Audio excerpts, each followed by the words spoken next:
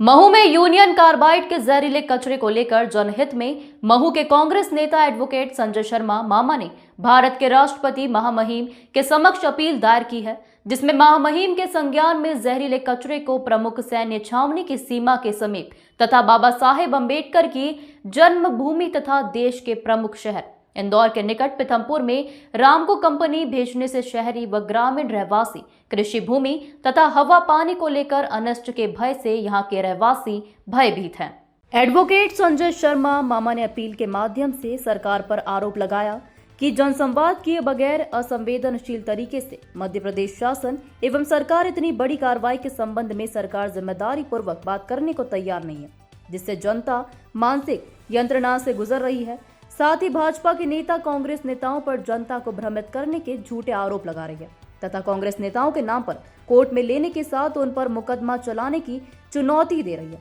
जिसे महू के कांग्रेस नेता एडवोकेट संजय शर्मा मामा इस चुनौती को स्वीकार करते हैं। संजय शर्मा मामा ने पूछा कि क्या इसी तरह डंडे के दम पर इतने बड़े फैसले जनता पर थोपे जाएंगे। इस जनहित अपील के माध्यम से महामहिम से इस जहरीले कचरे को जलाने से रोकने तथा यूनियन कार्बाइड के जहरीले कचरे को पीथमपुर से अन्यत्र वैज्ञानिक व विशेषज्ञों के मार्गदर्शन में निपटाए योग्य जगह पर निस्तारण हेतु संज्ञान लेने का निवेदन किया है, ताकि जल, जमीन व जीवन सुरक्षित रहे। ग्लोबल इंडिया टीवी के लिए महू से श्याम खांडेकर की रिपोर्ट। संजय शर्मा मामा जी, राम की कंपनी पीथमपुर में जहरीला कचरा लाने के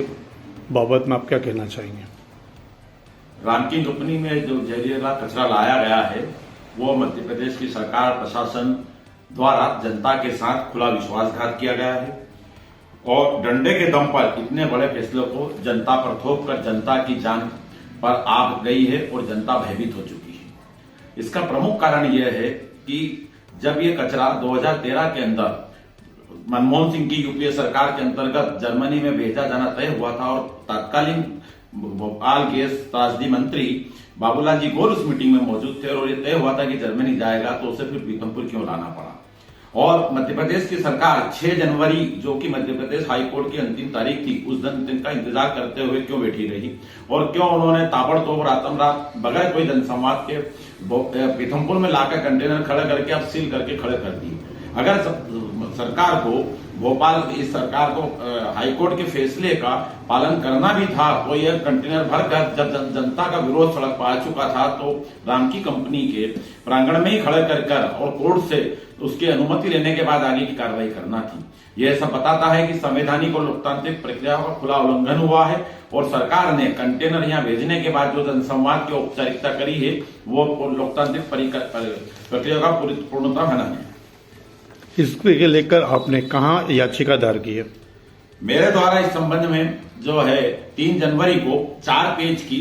विस्तृत जनहित याचिका माननीय राष्ट्रपति महोदय के महामहिम राष्ट्रपति महोदय के संज्ञान के हेतु भेजी है, जिसके अंतर्गत संपूर्ण तथ्यों का मेरे द्वारा ये याचिका जो भेजी है 4 पेज की, इसके तथ्यों के साथ उल्लेख कर मध्य प्रदेश के चीफ जस्टिस,